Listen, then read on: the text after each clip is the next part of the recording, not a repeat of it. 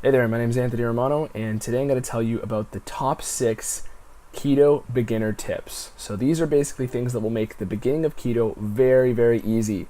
If you want to learn how to set up a keto diet because you're getting started, you can watch my video on keto setup. It's going to be in the description, along with a free keto meal plan that I have to help you get started. And if you want any further motivation, I also have a transformation challenge where you could win some prizes, including some of my favorite exogenous ketone supplements. So I'll dive right into the tips after I roll my intro.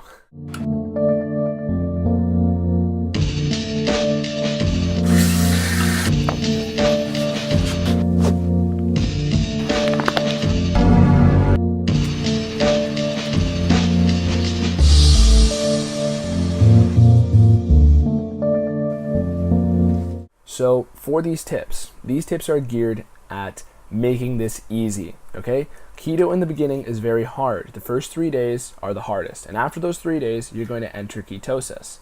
This is where things get dramatically easier. However, a month into ketosis, your body will get adapted, right? Some people it takes a little longer, some people it takes a little quicker, but getting fat adapted is where things get even easier. So the first 3 days are the hardest and really the only hard part of this whole process. And as far as any fat loss diet, it's going to be the easiest, in my opinion, that you've ever done in your entire life after you get past those first 3 days, which are hard.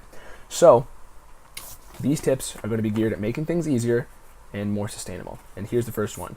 For the first one, do not count calories for the first 3 days. This is by far the biggest tip I can give people as far as nutrition is concerned, because a lot of people think, oh, okay, I still got to eat low calories or else I'd mess up my whole diet going down the line. Eat as many calories as you want every time you're hungry within the first 3 days. Just make sure you're getting it all from keto food. So only carb sources from greens, no other type of carb source. Keep your carbs very low and eat as much keto food as you want every time you're hungry. Because in the first 3 days, your blood sugar and insulin are going to be dropping, and you're going to experience a lot of hunger cravings because your blood sugar and insulin have just crashed. So the way you can kind of counteract that is by every time you're hungry, you can give your body a little bit of insulin, because keto food has lower insulin responses than carb food. But basically, if you're at least allowing yourself to satisfy some of these cravings, get all your cravings satisfied, but from keto food. Even if it isn't as sweet as sugar and whatnot, this is what's going to make it easier for you to actually get through those first 3 days. And the next tip is going to be using exogenous ketones. Now, exogenous ketones, I got them around here somewhere, are my favorite supplement, like one of my absolute favorite supplements. And this is them right here. Exogenous ketones, basically this stuff puts you in ketosis right away. So the second you take that, your body's going to enter in ketosis. So this is really, truly the biggest tip I can give you, because it's kind of a cheat. Right? It's kind of like cheating your body into ketosis within the first day. I would say that the no calorie restriction thing is the biggest nutritional tip, because it's actually regards to what you're eating, and you don't have to buy these exogenous ketones. But if you want a cheat code, basically, it's this stuff. Exogenous ketones put you right into ketosis. And if you want to win some as well, I have a 60-day keto transformation challenge, which you can possibly win them, and other stuff. So exogenous ketone supplementation is excellent, and it will be very beneficial to you down the line. However, you don't have to take this stuff every day. You should primarily take this when you want to get into deeper ketosis, and in the beginning, you may want to take it every day. But down the line, you don't have to do that.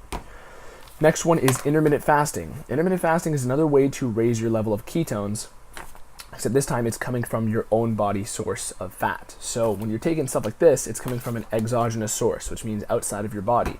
You want the ketones to be coming from an endogenous source within your body down the line.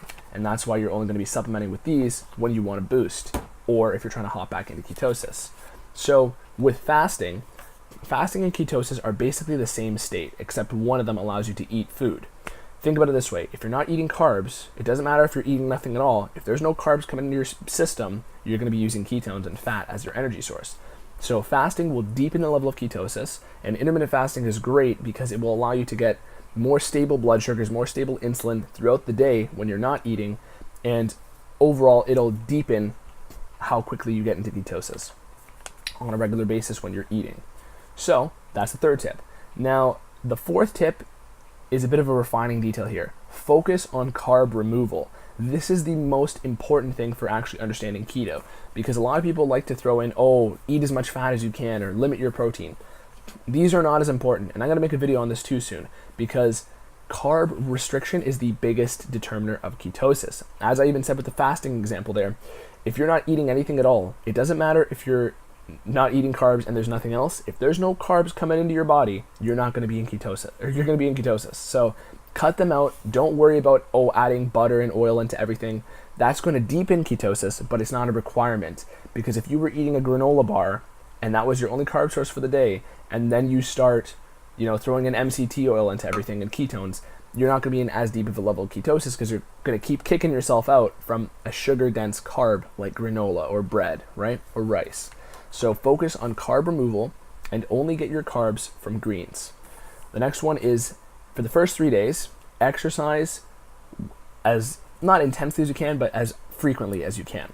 Because the first 3 days, the big determiner of what actually is going to get you into ketosis is once your body's carb stores have been depleted. So basically, think of it this way. Once you've gotten rid of all the reserves of energy from carbs that are stored in your body, and you're not eating them, that's when your body's going to say, oh, there's no carbs here. We don't have any reserve players. Nobody's on the bench. Let's switch to fat, okay? So day 1 to 3, you can speed that up by how quickly your body releases its liver glycogen, which is basically your stores of glycogen outside of your muscles.